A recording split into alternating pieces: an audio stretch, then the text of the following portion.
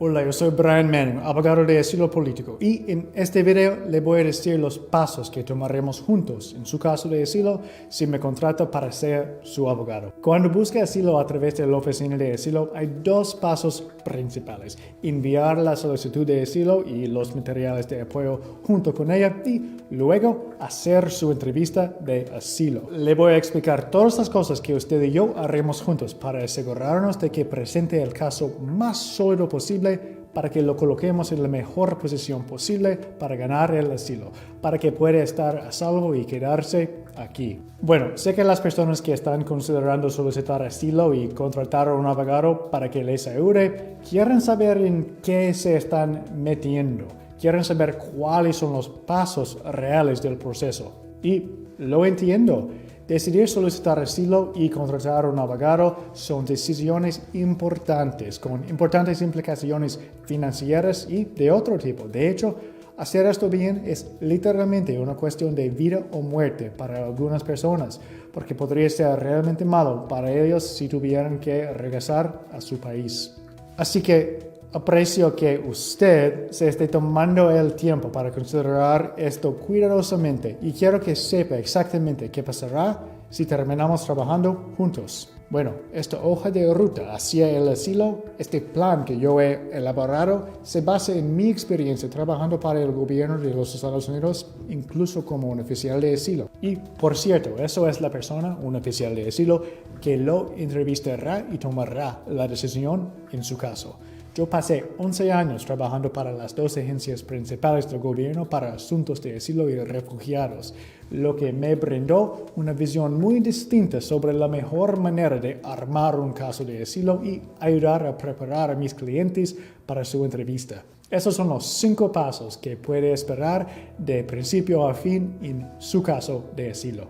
Paso 1. Una reunión inicial. Cuando me contrata, ya habremos hablado y discutido su caso, pero quiero conocerlo mejor. Esta es una asociación que estamos formando para perseguir su solicitud de asilo. Funciona mejor cuando realmente yo entiendo quién es usted y de dónde viene, y cuando siente que sabe y realmente confía en mí. Y, por supuesto, yo necesito obtener más detalles sobre su situación para que podamos comenzar a construir su caso.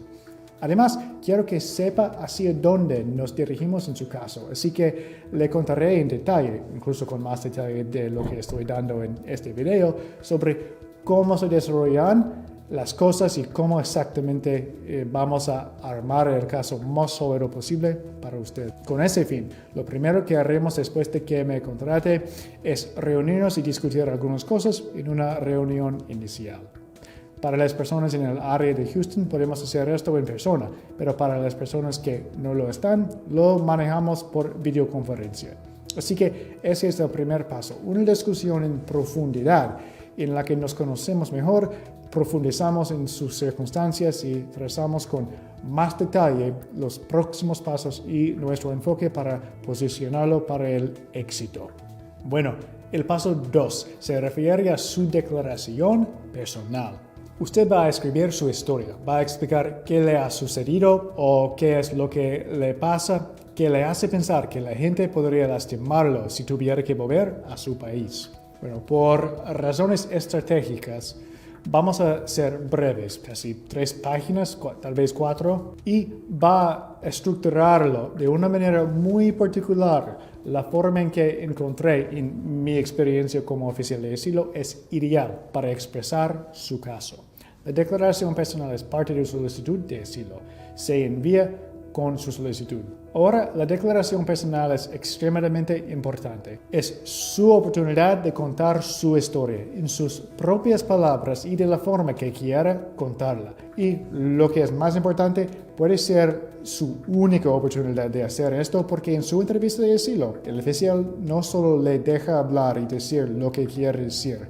Una declaración personal bien elaborada prepara el escenario para su caso y puede hacer que el oficial tenga una impresión favorable de su caso y de usted, incluso antes de que ponga un pie en su oficina para la entrevista. Por lo tanto, usted y yo trabajaremos en estrecha colaboración para que su declaración personal sea correcta.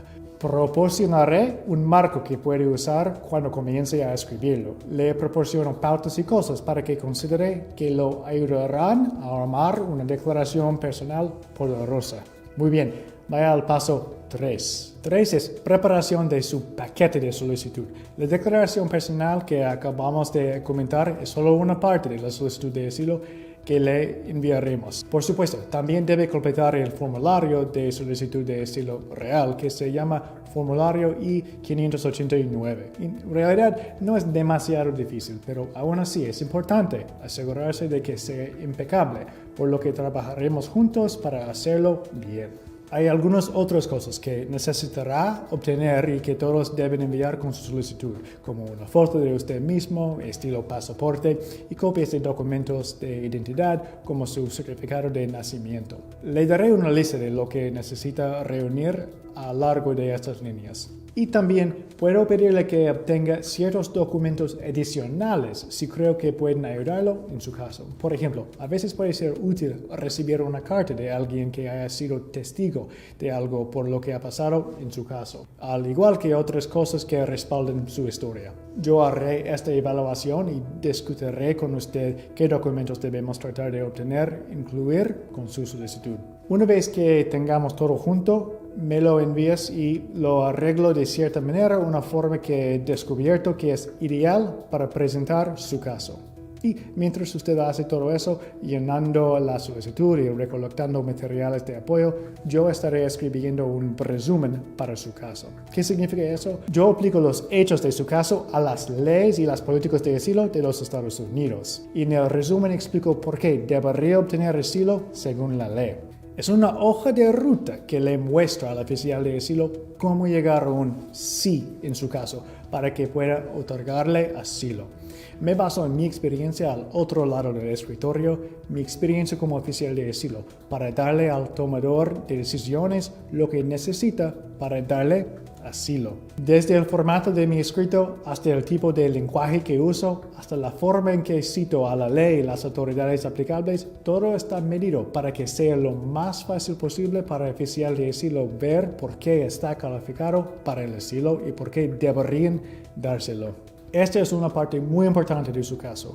Y tengo que decirle que la mayoría de los abogados de inmigración ni siquiera hacen esto en absoluto en casos de asilo afirmativo. Cuando yo era un oficial de asilo, en todos los casos que vi y en los que estaba involucrado un abogado, solo un porcentaje muy pequeño de ellos tenía una declaración breve o de cualquier tipo del abogado explicando por qué su cliente debería obtener asilo. De hecho, me sorprendió que tan pocos abogados hicieran esto. En mi opinión, es una gran oportunidad perdida de tener un impacto en un caso. Así que le animo a que antes de contratar a un abogado de asilo, le pregunte si escribirán un escrito en apoyo de su caso. Muy bien, una vez que haya hecho el informe y haya reunido todos los materiales de su solicitud, yo enviaré su solicitud a los Servicios de Ciudadanía y Inmigración de Estados Unidos, que es la agencia que maneja este tipo de casos de asilo. Esa agencia es conocida por el acrónimo UCES, por cierto.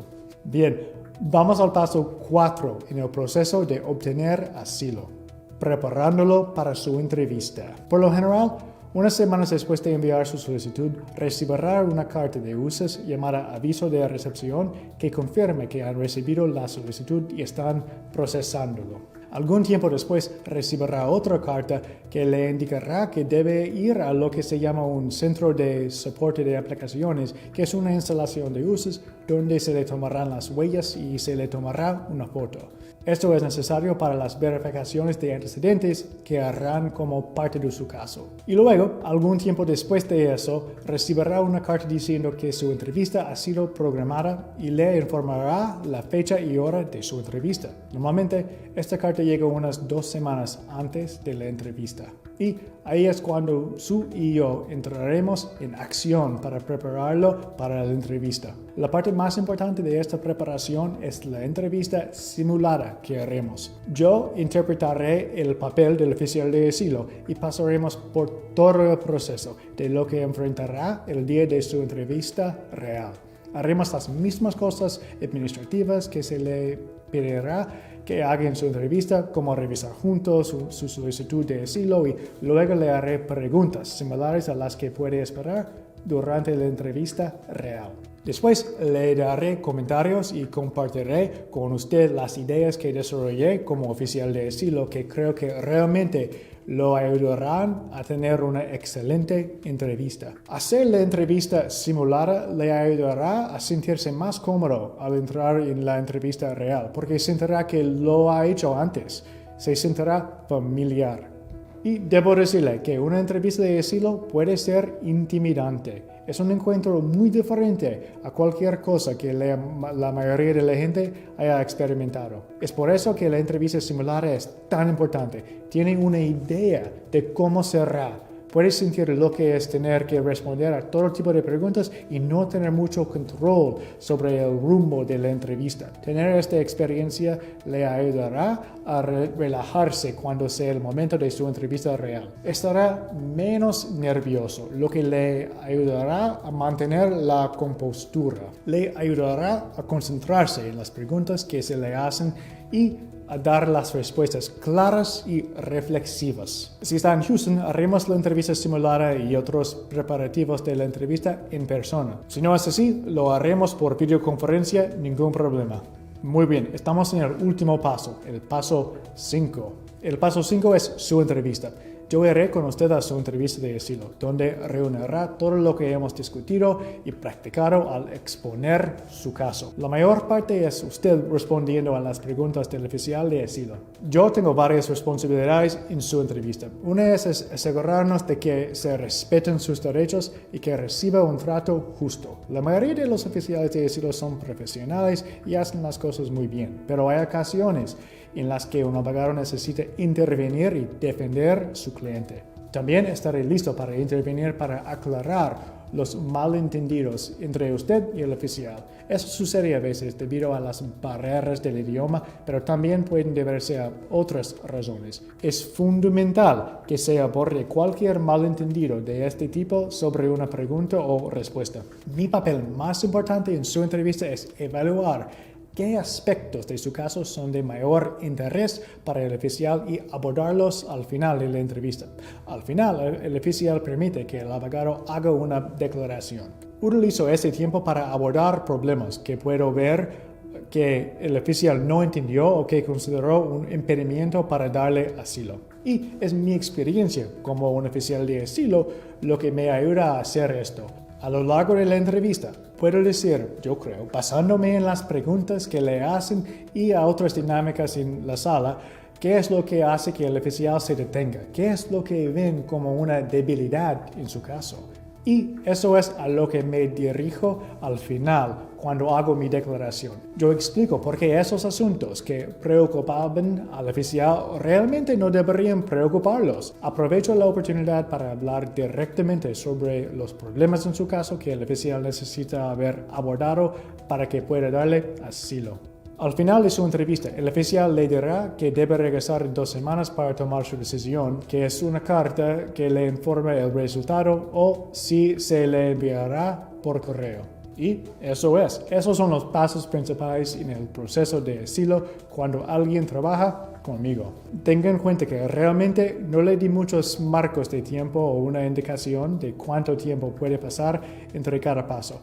Eso se debe a que esto cambia constantemente. Varios factores entran en juego para determinar cuánto tiempo puede tomar cualquier aspecto y para determinar cuánto tiempo puede tomar el proceso en general. En el momento en que alguien esté listo para contratarme como su abogado de asilo, tendré la sensación de cómo han ido las cosas recientemente a este respecto, por lo que al menos puedo decir, bueno, recientemente se ha estado cobrando esta cantidad de tiempo para la mayoría de la gente. Pero incluso entonces, cada caso es diferente, por lo que ningún abogado puede decirle con certeza exactamente qué tipo de plazos verá en su caso. Bueno, muchas gracias por pasar este tiempo conmigo y espero que esto responda a algunas de sus preguntas sobre lo que puede esperar cuando represento a alguien como su abogado de asilo. Por supuesto, hágamelo saber qué preguntas aún tiene. Espero poder ayudarlo en su viaje de asilo.